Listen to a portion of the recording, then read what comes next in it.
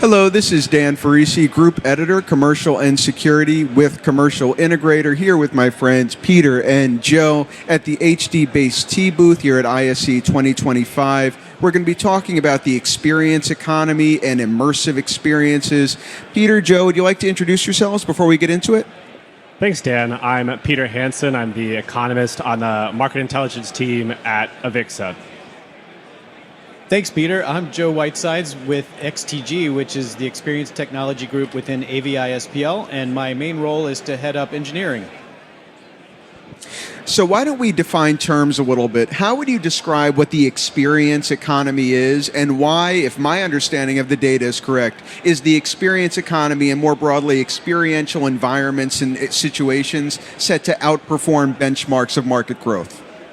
I think that with experience technology, it is about getting people together. I think growth is there for us, and I think AVI-SPL globally sees immersive and experiential technologies and projects as a way forward to address market demand. That's why our department has been stood up.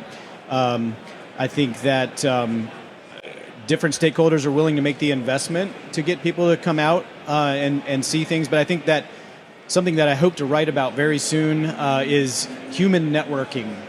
And I would assert that AVI-SPL is the largest human network facilitator of getting people together and sharing information. And I think in the coming weeks, I'd like to start that conversation about why we need to get together and share information. And I think these immersive systems are just a key piece of that, and producing differentiating experiences.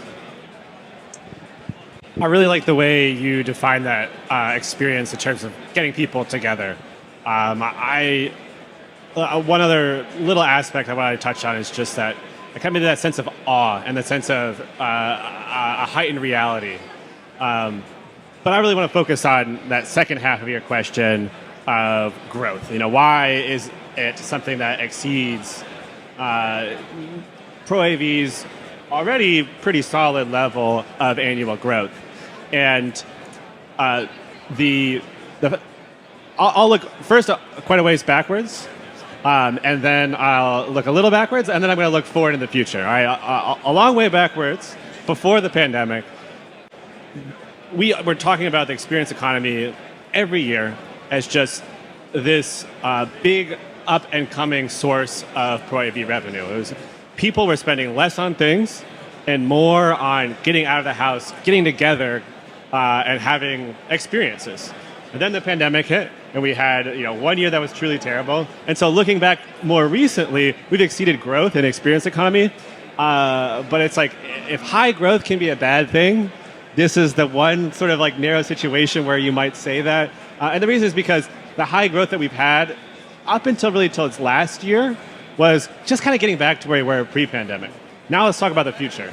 Looking forward, everything we're seeing data-wise, research-wise, is telling us that pre-pandemic trend of people spending less on things and more on getting out, getting together, is a long-term trend. Out through 2029, 2030, that's what people really want to spend on. And so when we project those long-term growth rates, when the pandemic is way in the rearview mirror, we still see above normal Pro AV growth for the experience economy.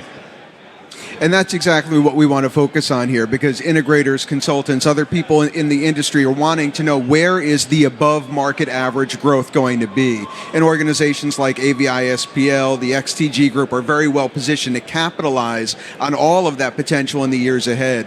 Do you want to talk about some of the technology tools that you utilized day after day to facilitate immersive experiences, unforgettable experiences? It could be video technology, it could be connectivity technology. What are the tools of your trade to get the outcomes that we're talking about? There's, I think, a couple of ways that question can be answered.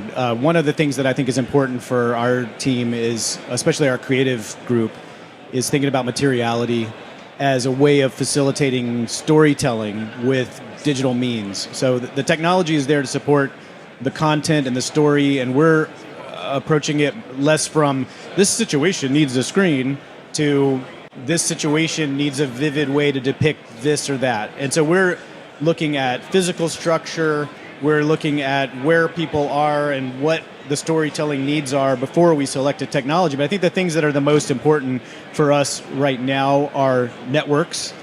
We have to have strong, reliable networks to get all these different technologies to talk.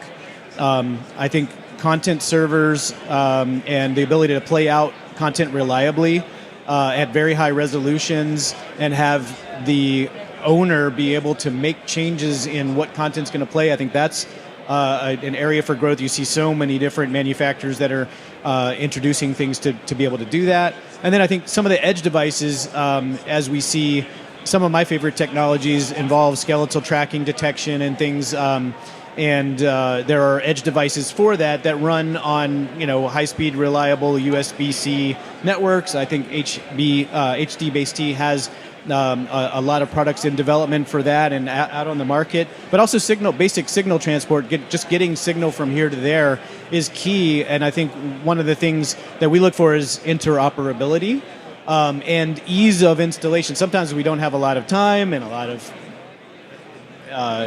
resources, so we have to be able to find things that are extremely reliable and very quickly put together, talk to each other. I think HDBaseT is part of that technology that we're looking for. And in fact, signal transport is something I'm researching heavily in this ISE this year. So one last quick question that could either be to both of you or either of you. When we think about immersive experiences or memorable experiences, you might think of the Sphere. You might think of some kind of a flagship retail store that has incredible, dazzling things. But should we think about the experience economy more broadly than that? Are there ways to bring the experience economy to corporate settings and education settings and hospitality settings? I mean, is this kind of a democratized movement where we can take this idea of memorable experiences and indelible experiences and democratize it so it can be broadened out across markets? Is that something that's possible? Yes, absolutely. And I love that you mentioned the Sphere because it's really like the prime emblem of a certain aspect of the experience economy, which is that it's something of an arms race.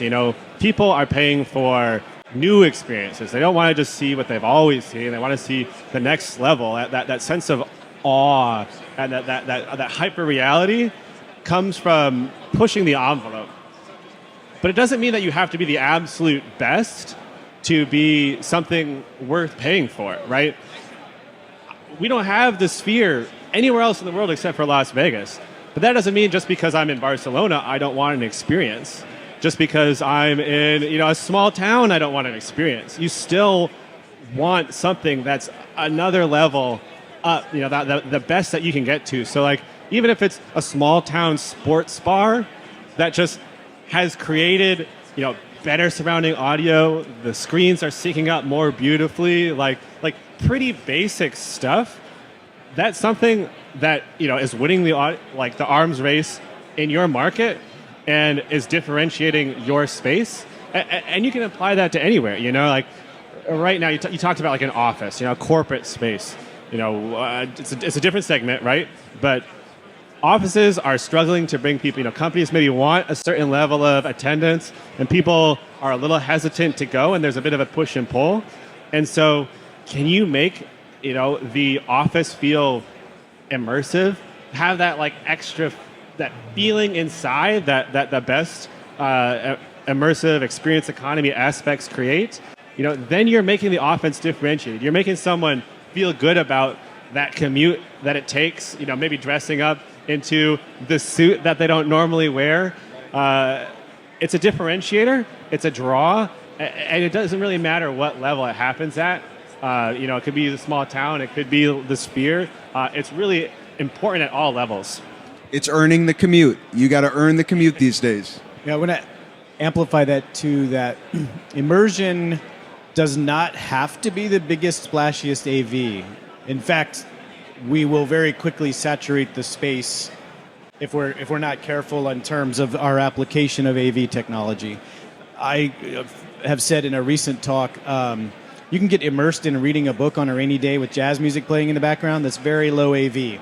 But you got totally lost in the moment. I've been in coffee houses where I had a great cup of coffee and had really good immersion without there being...